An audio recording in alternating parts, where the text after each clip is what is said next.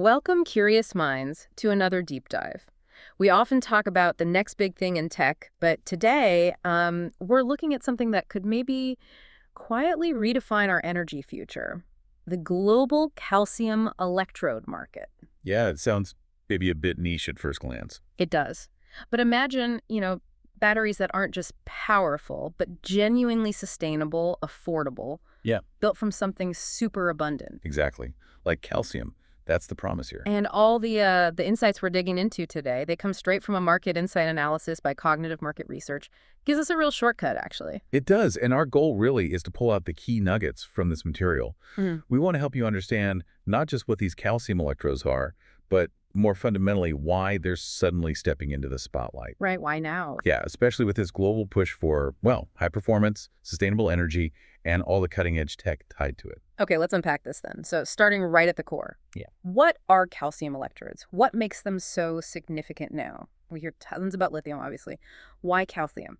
Okay, so calcium electrodes are key components, mainly in advanced batteries, yes, but also importantly in things like medical diagnostics and various industrial uses too.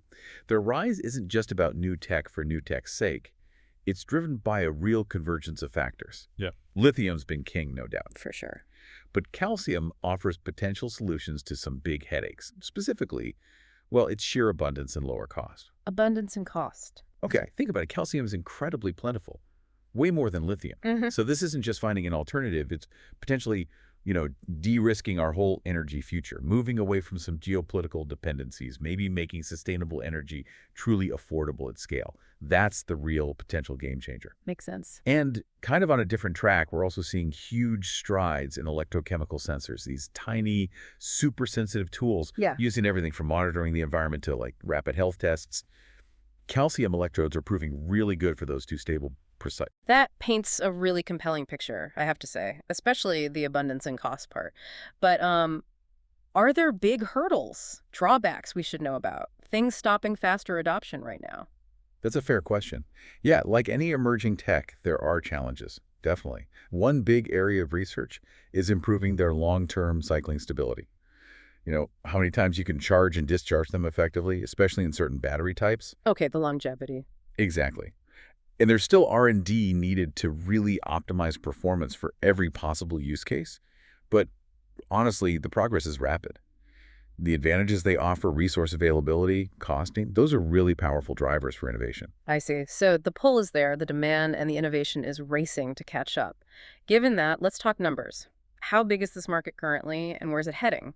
Is it a slow burn, or are we talking exponential growth here? It's definitely a story of steady, pretty significant growth. So the market was valued just under $200 million back in 2021. Okay. And it's projected to basically double, reaching nearly $400 million by 2033. Wow, okay. Doubling. Yeah, which works out to a compound annual growth rate, Yeah. the CAGR, of 6.2%. For a special market, that's consistent, robust growth. Shows real confidence. 6.2%. That is strong. Now, that growth, it's never even across the globe, is it? Which regions are really pushing this forward? What's fueling their success? You're spot on. The regional picture is really fascinating. When you look at the map, Asia-Pacific is, without a doubt, the powerhouse. The powerhouse. Yeah. Projected to more than double its market size in just over a decade. It's the most dynamic market, Yeah. period. And here's something interesting. Within that surge, India is actually growing faster than China. Really? Faster than China? Yep, hitting an impressive 7.3% CAGR. China's close, mind you, at 6.7%, but India's slightly ahead in growth rate. Wow. India leading globally in growth rate. What's behind that kind of acceleration there? It seems to be quite strategic. Both India and China are investing massively in large-scale battery production. Plus, you've got government-backed clean energy initiatives. So for them, calcium's abundance, its lower material cost compared to lithium, that becomes incredibly attractive. It allows for quicker, bigger deployment of energy storage. For grid stability, renewables integration, all that stuff. Exactly. And the region uses them for everything, Yeah. from small portable electronics right up to huge grid storage systems. Yeah. It really shows its importance. That's a very clear driver. Makes me wonder then, how does somewhere like North America fit in? More established, innovation-focused? Are they competing directly, or is their growth different? North America is definitely a strong contender.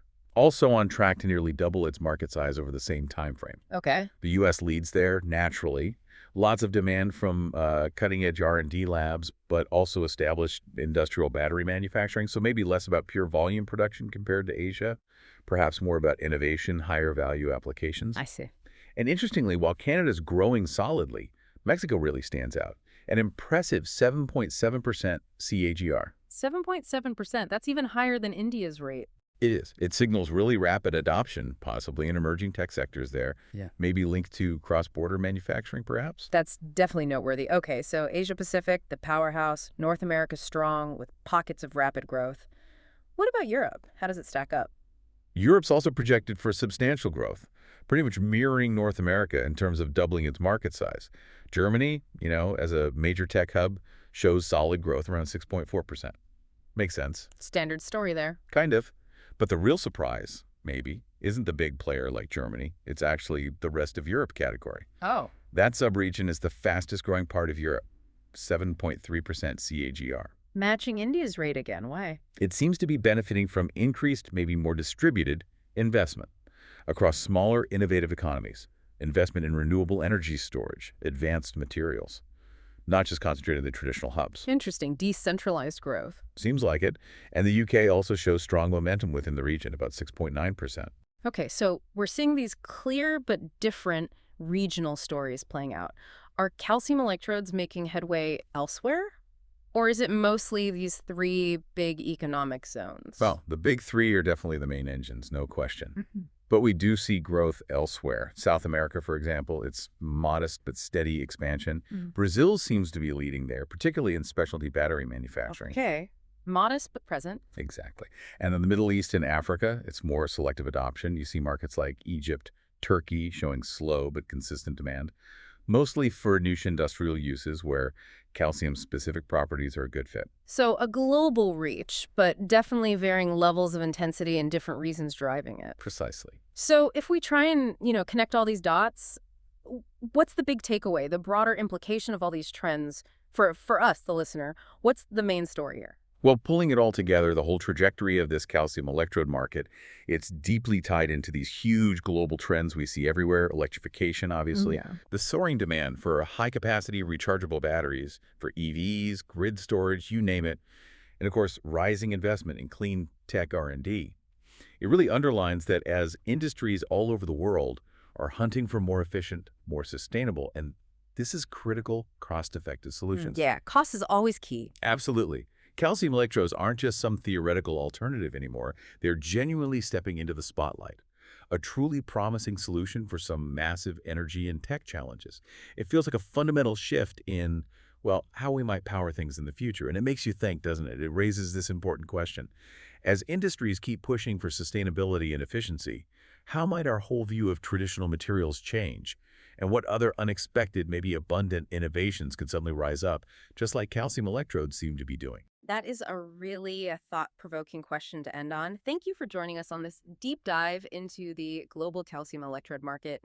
It's been fascinating, actually, exploring an area that's quietly but definitely powerfully shaping what's next. Keep an eye on this space and other emerging material sciences. They're definitely going to keep transforming the world around us.